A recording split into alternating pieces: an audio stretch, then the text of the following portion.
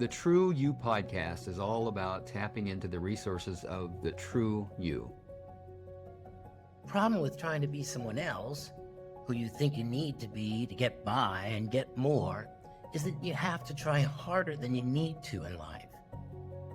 And that's exhausting because you've lost access to resources like creativity, clarity, compassion, and confidence. We recognize it seems odd to discover that you aren't being the true you, but there's an empowering homecoming that you can feel when you rest back into your authentic self, the true you.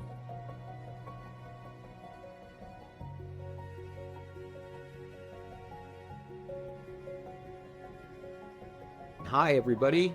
My name is Bill Tierney. I'm a compassionate results coach and certified IFS practitioner. My co-host is Dr. Martin Kettlehut, and this is the True You podcast. We have a special guest today, Dr. Marie Feuer. Am I saying your name correctly? It's actually Feuer. Only if you speak German would you know that. Okay, well now I know it, and I speak a little German apparently. So this is Dr. Marie Feuer. Let me introduce Marie from the bio that she provided. Marie transitioned from full-time activist into a journey of recovery and spirituality. Her transformation began with the Living Theater, where trance performances awakened her to the power of energy.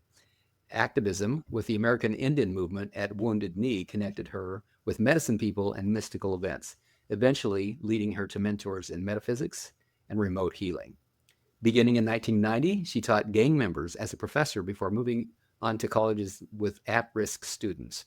Over 15 years, she engaged in adult children of alcoholics and dysfunctional families, 12-step work, and inner child healing, evolving into internal family systems, IFS. With more than 12 years in the mystic arts and psychology, Marie now continues to integrate IFS into her spiritual practice. Welcome, Marie. Thank you for having me, both of you. Appreciate it greatly. We were just having a little bit of fun before I hit record and then stopped the recording and started again as we were trying to figure out the technical stuff. And we have now deemed Marty as our technical expert for the show. Marie and I met, I think probably through Parts Work Practice. Marie, does that sound right? Really good. What a blessing to find those groups. You are doing a great service with those groups, Bill.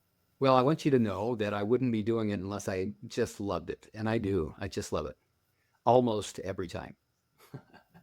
There are days when my parts are up and I couldn't find my authentic self if I had both hands. Yeah. But most of the time, I just absolutely love it. So we come together through IFS, and I told you, Marie, about our podcast, and you said, "Hey, I want to talk. I want to be on the show."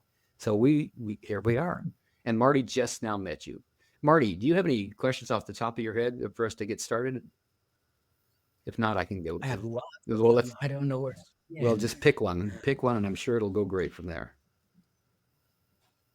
Well, I was very curious as I was reading your bio about remote healing. Oh, yeah. And take me as a complete naive about this because, I mean, I know that it happens, but I don't understand how. Oh, boy. Yeah. I think one of the things I want to talk about with that is what's happening right now, which I have mentioned to many people, which is the telepathy tapes, which is the newest material coming out on non-speaking, what were labeled autistic people, but now they're thinking maybe they have apraxia, which is a disconnect between the mind and the body. Mm-hmm. And it turns out that these guys, now that they've been given speaking boards, some of them are punching out letters, others are tapping on tablets, that they're getting tested under extremely rigorous conditions for having 100% accurate telepathic communication between themselves and their caregivers, the speech pathologists, school psychologists, and teachers. It's groundbreaking for me because I've been in the closet my whole life because I can do this weird stuff. Mm-hmm. And in the 70s, when I was young, I was afraid it would get me in a mental institution if I talked about it. And then when I became a professor or worked in any legitimate setting, I was afraid I would get fired. And it's why I never became a clinical therapist, was I could lose my license. And so sure enough, with this telepathy experiments, some people are coming forward saying they have indeed lost their jobs or their license for a couple of years for bringing this material forward that people have known about since the 90s. So the telepathy population, the autistic population, is also talking about that they work with energy. They meet each other in a place called the Hill, which is like a quantum field. And a couple of them have talked about healing themselves of cancer. One has healed himself of cancer. Another one talked about his caregiver saw a replicate of himself above the person. And the autistic person said, "That's my light body, and I need you to bring it back into my body." And they did that by finding a note that vibrated with the light body, a note that vibrated with the physical body, and brought it back together. So this sounds all pretty woo-woo. So I want to back this up a little bit. Before you back up or go forward, let me just first of all thank you for introducing me to the telepathy tapes. And I believe that the link that you sent me was for the Joe Rogan show, and Joe was clueless. Yes, Joe was absolutely the- clueless. He Yeah. he was not prepared at all for the conversation that he had with, what's the woman's name? Kai. Kai. I forget the last Yeah. name, but So Kai. at one point in the interview, Joe can't believe that people are having a problem with people that are spelling. In his mind, he's thinking she's talking about regular spelling. He doesn't understand until she explains to him that spelling means that these non-speakers have to spell in order to talk. They have to use these devices to spell. But my interruption, and I'm sorry for it, but at the same time, I want to just jump in and say thank you. As I'm listening to you describe the telepathy tapes and what you've learned about it, I'm 4 episodes into the telepathy tapes now. And if I didn't have sessions to do with clients and podcasts to record, I'd be listening to them nonstop. They're fascinating. Absolutely. And to me, it's like, I am, it must be similar to, trans and non-binary people finally being able to come out of the closet, and just breathe. That's how I feel, because that world of energy is so real to me. It has a long history. If you want to understand it, like from the quantum physics and quantum mechanics point of view, there's an astounding book called The Field by Lynn McTaggart. Lynn McTaggart is a journalist. So she writes about quantum physics as a journalist. So it's exciting, it's storytelling, and it's a ton of facts. Otherwise, you are slogging through equations and concepts that will give you a migraine headache. So she talks about the field, like we know experiments have been done, for example, that a rabbit had her babies taken away, flown to different cities. She was hooked up to an EEG machine, I believe. I don't know exactly what machine it was that measures brainwaves. And as they euthanized each of her babies, she registered it. Oh. And they were in different cities. And that's a bunny. That is a bunny, right? My goodness. Yeah. Well, animal experiments, by the way, I am totally against them, but it's a dramatic example. And the telepathy tapes have more and more examples.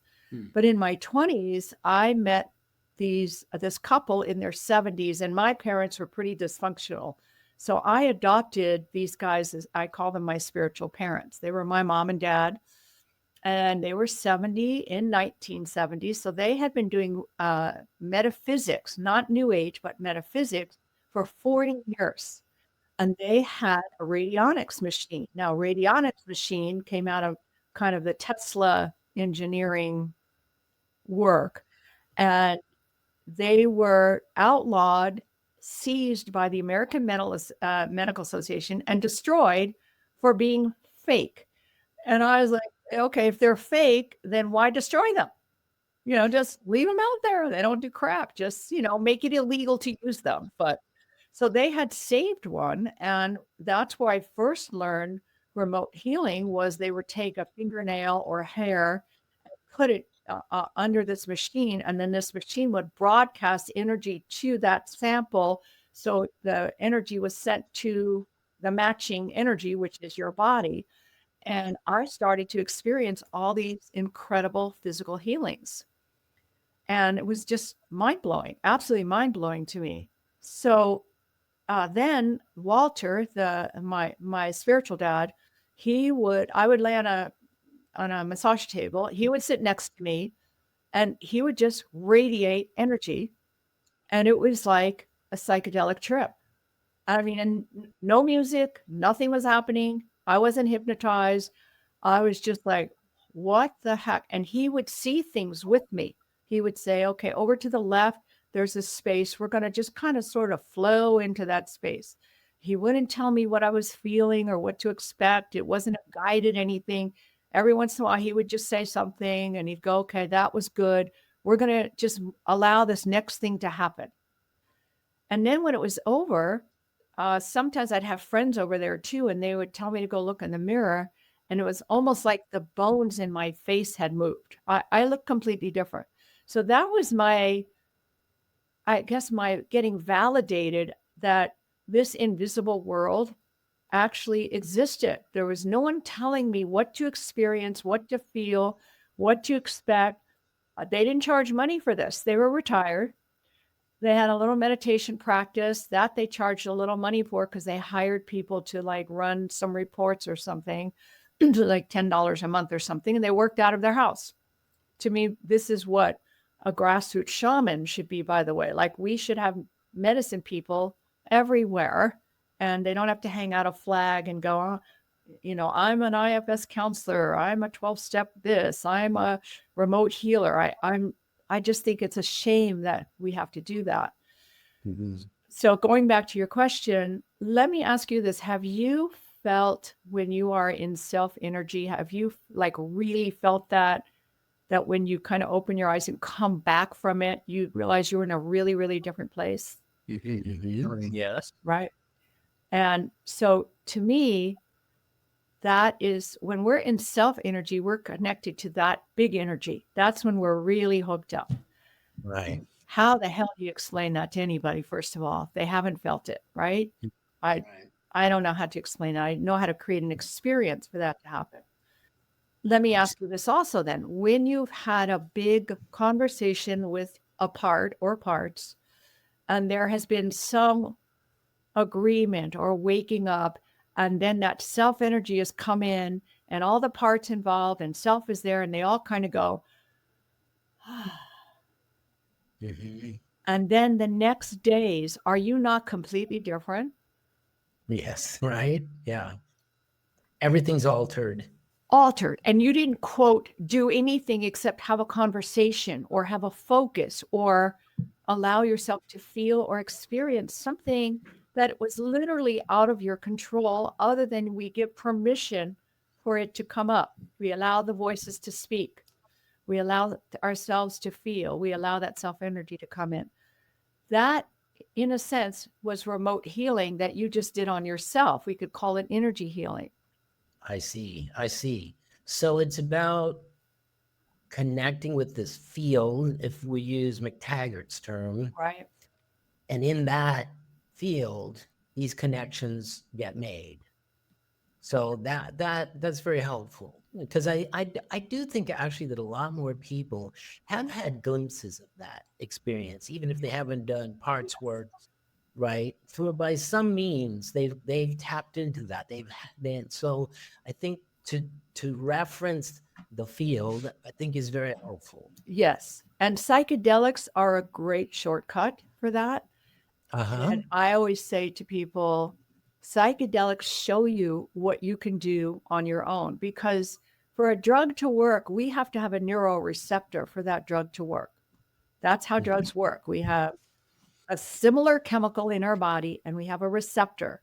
So instead of producing our own chemical that goes into the receptor, we can take something that mocks up that same feeling. Like opioids, for example, we have endorphins, right? Mm-hmm. So you can hit that same psychedelic feeling in meditation or energy work but it's much easier to just eat something or snort something or however you take the psychedelic. But what I tell people, it's a tool to show you what you can do on your own. So that's what you want to cultivate. That's like giving you a preview. I don't think just using psychedelics for that is appropriate. I don't think it's good. It's a tool. And I think everything that's a tool, we want to use it when we need it, but we don't want to use it all the time. We use tools to get better for ourselves as much as possible. Right. Got it. So the most extreme example I had, by the way, of remote healing, and this is, I think, really helped me understand the telepathy tapes, and also when self-energy comes in with the IFS work. Every time I've done IFS with somebody, they all say the same thing, that it was like a psychedelic trip. It was so intensely real in this internal space that doesn't exist.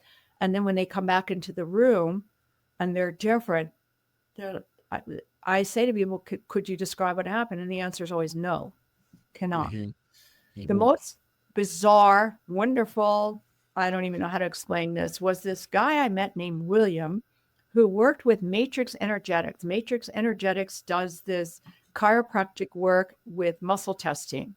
And it's pretty lighthearted, and the guy laughs and jokes, and they basically just talk to the body, and then the body relaxes and fixes itself. There's no bone crunching, no nothing. And you look at it, go, this can't possibly be real. I mean, it's not serious enough. And my brain that goes, this should be very serious healing stuff, and it's not. And it looks very easy. So I watched this for a while, and then someone told me about this guy William, who nobody knows what he does for a living, but he doesn't charge any money. He only answers your call if he feels like you should be calling him. He'll ask you what's wrong, and he'll say, after about 5 seconds, he's like, that's enough. Like, he doesn't want you to get wrapped up in your story. And then he takes about 30 seconds and he goes, okay, and hangs up the phone. And whatever problem you're having is gone. So this happened a few times where I'm like, okay, this is really wild, because, radionics machines, I can see meditating, connecting with the energy. But this guy, and I can hear he's at work. He's not, in a crystal cave and, eating Himalayan salt. Just somewhere at work in New York City. So one day I went with him. I was on the phone, and he said, I don't know why he said this. He said, come into the field with me. And I instantly knew what he meant, even though I didn't know what he meant. And I was in a place that I can't describe. It's probably like what the telepathic community calls the hill. But I was in this plane, like a plane, where there was nothing and everything. And he said to me, holy shit, do you see where you are? And I was like, yeah, like I go here, I've gone here a lot, never with anybody else. And he goes, I've never seen this before. Like, this just doesn't happen. And then he took me through something, I can't even describe it, where it's just like there's all these atoms and molecules. We just went, okay, no more backache and no more feeling toxic. And we're just going to erase this and move this around and see you later. And he hung up the phone. And my body was completely different. Every problem I had was gone. And so I called the person who recommended me, and I said, has William does he say those things like, wow, look where we are? Like, he doesn't strike me as that kind of person. He said, no, I've known him for years. I've never heard him say that. That was an important experience for me, because it was another human with me in an inexplicable situation that worked. And I don't have a science community to back up anything that happened until I see these same descriptions coming out of the telepathy tapes. Yeah. Right. That telepathy tapes, is that something that we can put in the show notes that anybody could access? Yeah, I've already got it. Ari will put it in the show great. notes. Yeah. You can listen to the podcast, but the actual website has videos also. Yeah. Video clips. So, yeah. And before you move on, Maria, I just want to check. Did you say Matrix, Matrix Energetics? Yes. So did you say out of Boston? Yeah, I think that's where I last saw Boston. And you can find them on YouTube. And I mean, you look at it, just go, this isn't real. It's just a bunch of people laughing and being funny and sort of slapping someone on the back. And all of a sudden, somebody's hip is straightened out and they're walking off the stage. It looks like faith healing almost, except instead of going, Jesus, save us, they're laughing. This is Dr. Richard Bartlett. Does that sound right? I think that's him. Yeah, I haven't Okay. seen him in years. Okay. Yeah. Cool stuff. Yeah. Very cool. So So, how do these kind of experiences contribute to your understanding of the true you? To get back to the podcast's right. So, what I was going to talk about, I think still relates to this, which is Bob Falconer saying there are entities. I mean, Dick Schwartz says this too, but he tiptoes around it. But Bob's like, oh, yeah, that's just out there. So I'm like, phew, okay. So I see entities, for example, right? People come to me in meditation class and they are covered with creatures. This is enough to get you institutionalized, right? But no, people are now saying there are entities that are not of your system, maybe not of this galaxy, maybe not of this dimension. And there are spirit guides also, right? So all of this was I don't know if these are parts of me or part of my higher self, my true self-led energy. This is what I'm not completely sure of this with IFS, nor do I really care because it's more just of a labeling, right? Here I am, I'm like a normal person. I was a professor, etc. And I don't tell people I see entities, that I see their future when I'm talking to them. So like I, would be somewhere and somebody says, me and my husband, blah, blah, blah, blah, blah. And I'm sitting there going, oh my God, in 3 months you're divorcing. So instead I have to go, I love your dress. And, oh, great, you're going to Mexico? That's wonderful. And I have to take that other information and just, duct tape my mouth shut and distract myself. So how can I find my true self if that is something that I do naturally and have done naturally my whole life? And yet when I'm in public, I have to hide it for fear that I will be face consequences for being like that, right? Even to the point that I learned this decades ago. I had a friend, she called me up. She was in a new relationship. She knew that I did this weird stuff and she kind of tolerated it. That was sort of how it goes a lot.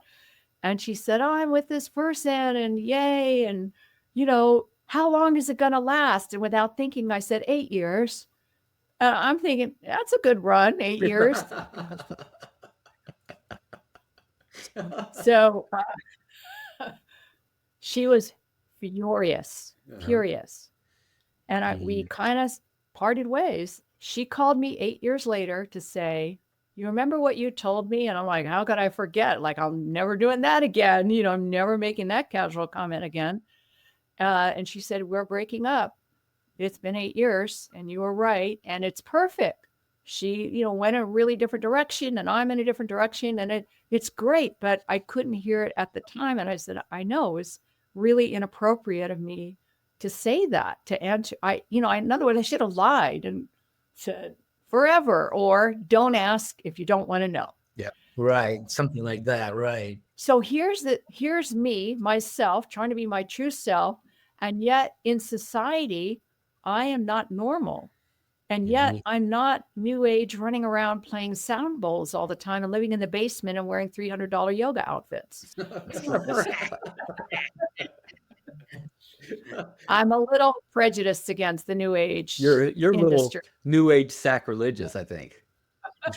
You think? So IFS has been massively important, not only because first of all, I found it by myself, and then I found out it existed. Like I was already doing IFS with people because it had grown out of inner child and self-parenting, except I was finding there weren't just inner children there. There were ancestors there. There were inner teenagers and inner gangster, young adults and inner grandfathers. And so I just went with all of that. And then somebody said to me, you're doing IFS, aren't you? And I said, what is that? And then I went back to look it up and went, oh, yeah, I am doing IFS. Been doing it for years. Woohoo. Right. So that says to me also how, I almost want to use the word, how right it is that it just showed up in our society right now. Like it's showing up spontaneously, if that makes sense. As Right? Dick found it. yeah, in the form of IFS. Right, Yeah. in the form of IFS, that it just, I found it, and how Dick came to it, and Bill, a little of your history you told me. It's like this, it was inner work already, listening to those voices, the people who were going in that direction. I had done Fritz Perls type of work with the empty chairs years before that. And then in ACA, that, self-parenting work was phenomenal. But a couple things with IFS is that it's so accessible is huge. It's just out there. There's a good and bad side to that. Good is we can all do it. You can do it once if you don't have a lot of trauma, you can do it yourself. If you have trauma, it may not be a good idea to do it yourself, especially in the beginning. The yucky side of it is that, like when Reiki became popular, all of a sudden, like I became a Reiki master. I paid $20 and took something online. It was nonsense, absolute nonsense. So the bad side of IFS might be that a lot of people who haven't done a lot of work on themselves can take a workshop and get certified and hang out a shingle. Well, let's back That's that up a little bit, because that's not. Yeah. I don't know of anybody that can go to a workshop for IFS and get certified. Okay. There's to be clear, the IFS Institute is the only organization that can issue a certification Officially, yes. and Yes. officially, sure. So anybody can say, here's my program and I'm going to certify you in it. But when it comes to Right. the internal family systems model, nobody can be Yes. certified, at least not officially. They can't be officially certified as a therapist unless they've gone through at least one level of training and X number of hours and Right. consultation and supervision and all that. I, by the way, was certified as a practitioner before IFS changed routes and decided that they were no longer going to do that. Fortunately, Right. they stay within integrity though, and they allow me to continue to recertify as a practitioner. Yes. But you're right. There's a big concern, and the IFS Institute, is very concerned about this. That anybody can say, I'm going to train you in the IFS model, and not, there's no guarantee that the training that a person is going to get is actually valid training that will help them to facilitate with integrity. But it's true for so many things, not just IFS. So it's not just a concern I have with IFS. Like I find that many people become therapists who have done very little internal work on themselves. And I think it's really hard to find a good therapist for that reason. So, it's not just IFS, it's a same thing. A lot of people become pastors and priests and spiritual people. And when I look into their lifestyle or their spiritual practice, it's not in alignment with the work that they're going after. On my more cynical days or my more cynical parts, I have seen a lot of people become therapists rather than going to therapy themselves, which is what they should have done first. So it's kind of Munchausen by proxy or something, where my mother was like that. And a lot of friends of mine got into recovery and became therapists. And I don't know, and years later, they kind of found out that didn't really fit them, but it kept them as a way to feel their feelings without having to do a lot of the deep work themselves. So I have that question mark, not just, I shouldn't just point out IFS. But when anything becomes commercial or popular or big, this is what happens. And look, this is the new age industry. In the old days, if you had a spiritual gift, you ran into a medicine person, you found a teacher, the universe opened those doors. Now anybody can go to any workshop and get certified for anything by anybody in the new age community. And you have no idea what they've been trained in. Zero. It's crazy. I find it terrifying. And I guess I say that too because I see the damage in the New Age industry, which is a lot of intending and manifesting. So if your life isn't good and perfect, and your weight isn't good, and your spouse isn't good, and your job isn't good, you're having negative thoughts. You're not working hard enough. You're manifesting this bad stuff, and you need more workshops. And that is the cult of the New Age. And it is as far as I'm concerned now, it acts like a religious cult now, where with rules and regulations that if you don't follow them, that's why you're not getting the results you want to get. And this is the beauty of IFS, because there is no outside ruling force here. There's no way, there's no results to get with IFS. It's conversation, and what happens, happens. What the results you get is the next step. Like, this is where you got in this conversation. Now we're going to wait and see how different you are. And then we're going to wait and see what the next conversation is. So no therapist is telling you what issue to work on, what wellness looks like for you in this particular part, and no solution. To me, the beauty of IFS is you really need someone, if you're working with a facilitator, someone helping you, is they just really need to know how to ask great questions. And that's not just, I shouldn't say just, because like to me, Bill, you are a phenomenal practitioner. It's very hard for me to find people to work with because I have a lot of experience, a lot of education. I'm smart, I'm intuitive. And so I need someone who doesn't just slap on the method like peanut butter. I need someone who knows it well enough to not use it, if that makes sense. When someone's a really good cook, they throw away the cookbook and they just go, I'm just going to throw a little paprika in here and it's perfect. And how did they know that? It's because they know food and taste and stuff enough to do that. And to me, Bill, that's who you are. You have that talent. So I shouldn't say with IFS, you just need someone to ask questions. I would say the great quality of an IFS practitioner is their ability to not only be educated and trained, but intuitive enough to know what to ask. Would you like to learn more about how the internal family systems model can help you to heal from your past and thrive? I use the IFS model with my coaching clients to do just this. If you think coaching with the IFS model could help, check out my website, billtierneycoaching.com. Now, back to the show. That took a while. Also, That took a while. yes. And there's some irony in what you're saying here. First of all, thank you for the compliment. That's a high compliment coming from you. Thank you very much. You are very welcome. You're a gift to me, I'm telling you. And if I back up what you were saying 2 or 3 minutes ago about that, there's no result to get with IFS. So Marty and I are in the results business. And I specialize in using IFS to get results. So there's a little bit difference in my perspective here about how to use IFS to actually get results. But let me ask you this. Yeah. Because I think we're all exactly on the same page. I think so too. How do you and I think this is important for people to hear. Yeah. How do you use IFS to, quote, get results?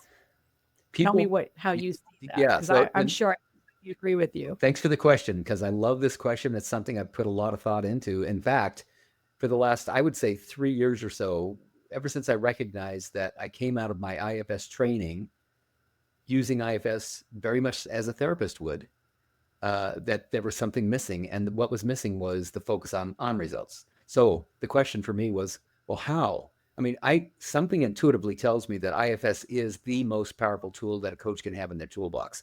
But how do I both use IFS, which, as you say, is not attached to an agenda or an outcome, to help people to advance their own agenda and their outcome? And it seemed like an impossible question. But what I found was that we start by recognizing that people come to coaching because they're influenced by parts of them that think that they need to have a particular outcome or advance a particular agenda. So we get curious about the part that brings the agenda, brings the outcome desire.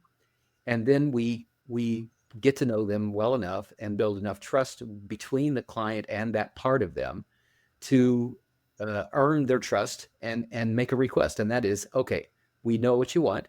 Now, can we temporarily suspend that agenda so that we can create enough space inside in order to get to know all the other parts that necessarily will need to be on board, and see what you part that brought the agenda and all the other parts can learn about each other and yourselves, and see if you still want to achieve this. Yes, that right there, to see if you still want it. So you find the result also, as opposed to a lot of people say, here's the result and I'm going to help you get there. And the tagline with that is no matter what. Yeah. But you're talking about getting authentic, and sometimes what a person comes to see you for completely changes. Absolutely. A good example of that would be someone comes and says, I'm having trouble in my marriage. I want to be a better communicator. I want to be more loving. I want to be a better husband. Okay, great. So that's our outcome. That's our agenda. Now, that same person, months later, after getting to know a predominance of their parts that are activated around the relationship, they get some clarity, and from a self-energized and a self-led place, now they say, I'm not so sure that I even want to be married anymore. Or they say, I don't know that there's anything wrong with who I am as a husband. I think I'm just gonna be authentic and just let it play out. Let us see where it's gonna go. But they're happier. They're more fulfilled. Yes. And they're more aligned with their inner guidance that not pushes, but points them in the direction of what they should be doing, who they should be with, and what they should do in their lives. And see, the kind of the unspoken flow of this is that I think people would come to you and think, I'm going to get results. And they're thinking, I'm going to make money. I'm going to resolve my marriage. But then they shift through your work enough to instead get what they authentically need and want. Yeah. And you know what that is? Almost 100% of the time, what it boils down to is they want to be authentically themselves. Yes, exactly. But people don't put that together when you say, I get people results. So I think not only you get results, but you educate people as to what results really are. Just like you had told me a story about, and I've done this too, where we get the results saying, I want to make this much money doing this. And then we get it and we go, I hate it. Like it didn't do anything for me. I told you that story. So, yes. About me. And the brilliance of the work of IFS and getting results is that we don't talk about the results. We just go, okay, that's where you want to go. And then we know there's a part that has a big say about that. And now we have to find out if that's really in alignment with all the parts and with the authentic self. But you can't say that to people when they're first coming in. They wouldn't understand it, first of all, right? Is that true? And they wouldn't pay for not. Never. Like on a really different type of example, a most extreme version I had of this is a woman I worked with who was like dating the Prince of Monaco and riding around a Mercedes, and she was working in high finance in Manhattan and snorting cocaine. And, she talked to me like, am I going to meet this guy? Am I going to get this job? I'm going to make this money. And I kept sort of helping her along with at what I would call her parts that were running her ragged into this high-end world, and kept saying to her, in 2 years, your life's going to be extremely different. And she wanted to know what that was. And I said, if I told you, you wouldn't believe it and you wouldn't like it. So let's just leave it. And after about a year, she disappeared on me. And about a year after that, she called me, and she was now living in Venice Beach, teaching yoga. She was a vegan, learning astrology, and living with this like shabby guy who had 8 large dogs that ran the house and the house. Hey, I want to just acknowledge a couple of things here. I'm kind of feeling like I'm leaving Marty out of the conversation. And so I want to give him an opening to come in with whatever's on his mind. I also want to acknowledge we got about 13, 14, 15 minutes left here before we begin to wrap up our episode. So Marty, here's an opening for you. What would you like to say or know? Well, I don't feel left out, by the way. All my parts are just buzzing with excitement and having a great time. um, and I wanted to also, like, to what you were just discussing. I'm not a IFS practitioner, so I am an executive coach to mostly financial services people, right? And I would say the same thing, and I do in certain contexts say the same thing,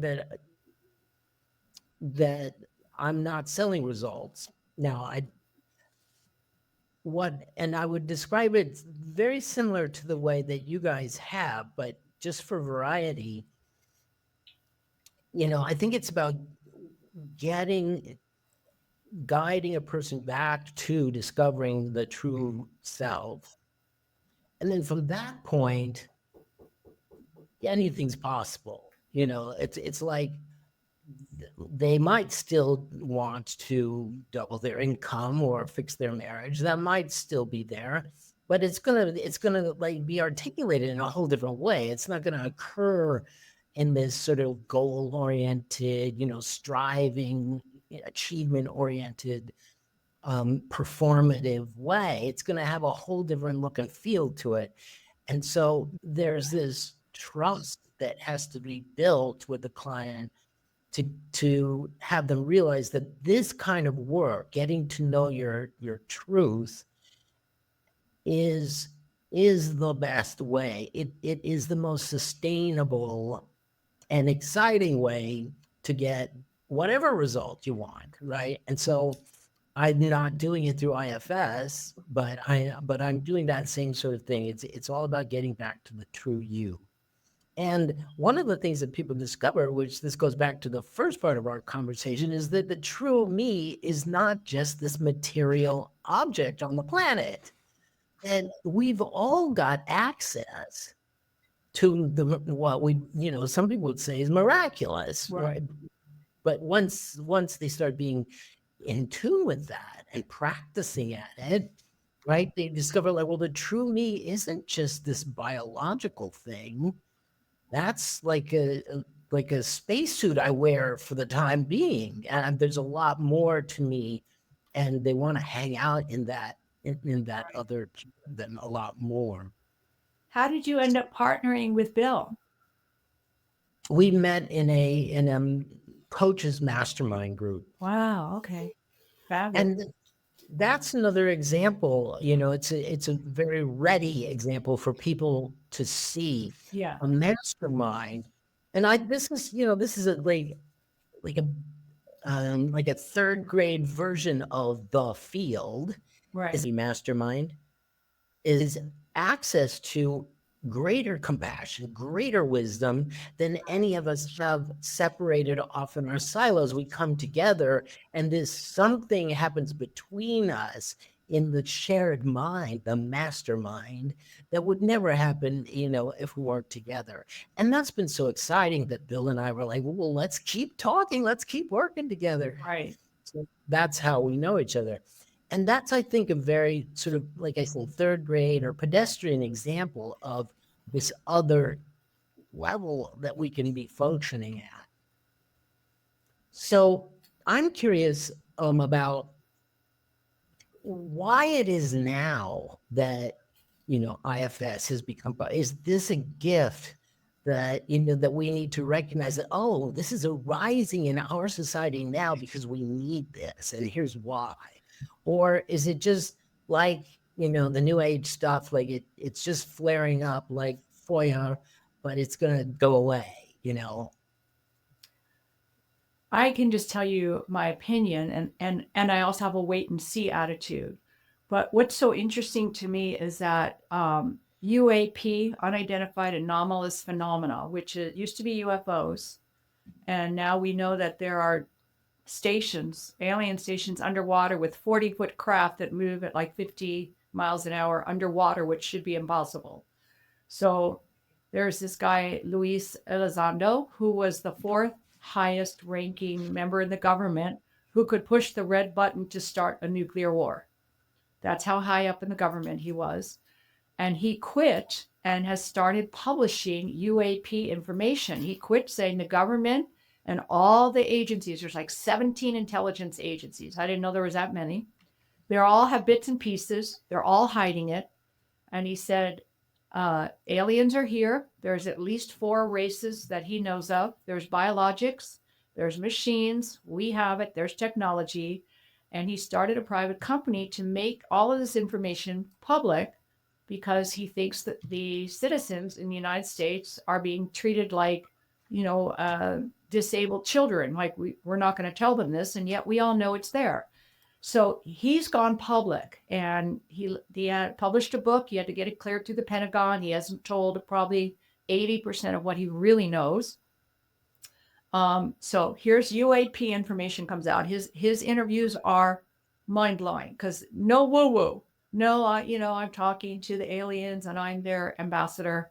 No, he's a straight laced government military dude.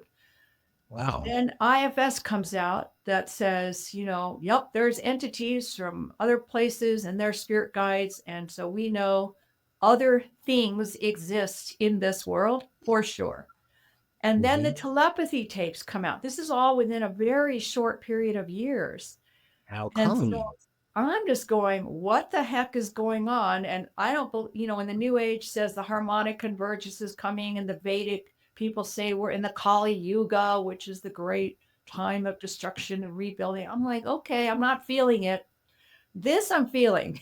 These 3 things that are making the unseen world and the unbelievable very grounded and believable says to me that, yeah, maybe there is a turning point coming here in human evolution. And turning points are messy, usually. They're not smooth and wonderful. They're always, like you got to bulldoze first and then see what comes next. Or if you don't bulldoze, you at least make a giant risk to begin with. So officially, I have no idea, but I feel that there's definitely something going on. And if it's not, I at least feel less frightened to show up in the world. Like I don't have to hide as much because I can point to stuff now and say, well, IFS says this, and the telepathy tape says this, so I am no longer mentally ill, hallucinating, or a weirdo. I do also think that, when I was in 12-step, I just prayed, I wish that everybody would go to 12-step meetings to learn inventory and amends, accountability and responsibility. I mean, and higher power. Like, imagine if every citizen learned that. Well, then here comes IFS doing even bigger and better version of that. Yeah, it is, right. I'm also in ACA, by the way, and have been for 10 years. And so when I started to learn about IFS through Bill, I'm like, oh my gosh, right? This is right? Even, yeah. Oh. Yeah. I do actually have a little slightly different take on why I think now, at least with IFS. Yeah. By the way, I just ordered Eminent by Luis Elizondo. Oh, you're going to be so happy. I'll be listening to that. And that's He's the a one. great speaker too on podcasts. If you can find him on a podcast. Oh yeah. So interesting. Maybe we'll have him on the show. And so here's my theory. About the same time I got sober, early 80s, Richard Schwartz is coming out of college, and he is beginning his therapy practice as a family systems therapist.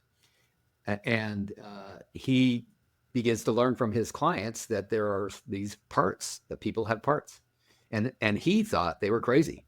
He thought that they were mentally diagnosable and mental illness type diagnosis, and thought he was way in over his head, but kind of felt himself stuck. Like, who do I send these people to? And I really want to be able to help them. So he started asking questions and getting curious and noticing that between clients, they're all kind of saying the same thing. They're all pointing to having parts, and he learned from them. So over time, he started speaking to others about what he was discovering in his practice and this new theory that he was developing for the internal family systems model. And it started making sense for a lot of people. And over time, they would do workshops and trainings and that sort of thing. And they would have to just work their asses off just to get anybody to show up for these trainings because it was just off the beaten path. And Wow. and so when I was introduced to IFS in 2016, if in that year, if I had wanted to get into an IFS training, no problem. I would have gotten into the next one available. By 2019, I had to wait 3 months to get in. And then by 2021, by the time I was certified, there was a waiting list of somewhere between 5 and 10,000 people, including therapists and practitioners that were trying to get into the IFS model. So Wow. it just exploded. And here's why I think it did. I think it did because of 12-step. Thank you, Bill Wilson and Bob Smith. The self-help movement that began back in the late 30s, where people could take their own lives away from others that would run it for them, and say, no, I think I can do this. I think with the support of 12-step of my community, the fellowship, these steps, my life's getting better. And I want to take responsibility for it. I do want to take this. And then there's people like me that were in 12 steps and said, and there's got to be more. This is a great start. There's got to be more. And so we're out here looking. We find Landmark Education, the work with Byron Katie, all these self-help books, Bradshaw, Inner Child Work. ACA starts up in the early 80s about the same time, or late 70s, about the same time I got sober, and about the same time Dick Schwartz gets started. So that by the time, just now 5, 6, 7 years ago, IFS has exploded because it works. It's actually a system that makes sense. It's logical. It works, and anybody can use it. Yeah. That's why I think it's right now. Yeah. I'll take it. I'll take both of those explanations. Yeah, Something is happening to me because the wave crested, the IFS wave, finally got big enough that there's, so many people involved with it. I can't wait. When people have asked me, students have asked me, why are you a professor, or why do you teach or do this stuff? And my response is, because I'm lonely. I want people, real people. Who think like I can't. Yeah, no, well, or who are interesting and they're not reactive and getting triggered. And, and not to say if you do IFS, you're never reactive or triggered, but you handle it. It's just part of your integrated system instead of lashing out or shutting down or deflecting or drugging or dissociating. I am not pro Trump, but I am friends with Trump people as long as they're really good, real people. I'm going to learn from different points of view. So yeah, I'm lonely for authentic people who can be in their body and take responsibility for who they are and know what they're feeling and know what they're thinking and think about things and actually want to meet other people where other people are at, actually practice diversity. Diversity isn't just tolerance. Diversity is like, wow, you're so different. That's so cool. What do you do? How do you think? I mean, that's how I'm with Trump people. Like, really? Why? Why do you think that way? Oh, that's so interesting. I don't know yet. We'll see, right? So I am just lonely. And the more people that are doing IFS work, and what I used to say also about 12-step people is imagine a workplace where people had gone through 12-step and they've done inventory. So if you say to somebody, you're being too blunt again, and because they've done inventory and all that, they go, yeah, you're right. And that's it. No drama, no lawsuit. It's like, oh, yeah, I do that. I'm too blunt. Yeah, even beyond that. Yeah, you're right. And thanks for pointing it out. And what was the impact on you, and how can I make it right? Right. Exactly. Though I was like, I wish everybody went to 12-step, and now I wish everybody did IFS, because sometimes when there are parts coming after me, I wish they knew that, because I'm like, I know that's not you, but I'm going to have to shoot the part that's coming to kill me. Listen, we need to wrap up. It feels like we could keep going for 24 hours here easily. Yeah, Marie, seriously. thanks so much for joining us. Well, thank you. Thank you. It was a pleasure to meet you, Marty, and great to Pleasure to meet you too. Keep doing what you're doing. Yep, you too. Okay. Raise flags. We appreciate who you are, that you would be listening to this podcast, and want to acknowledge all those parts of you that yearn for the experience of the true you. If you like this episode, click like, share it with others, and be sure to subscribe. Listen again next week for the newest episode. Check show notes for a transcript and a link to resources, including a link to let us know if you'd like to be a guest on our podcast. Thank you for listening and going on this journey with us back to the true you.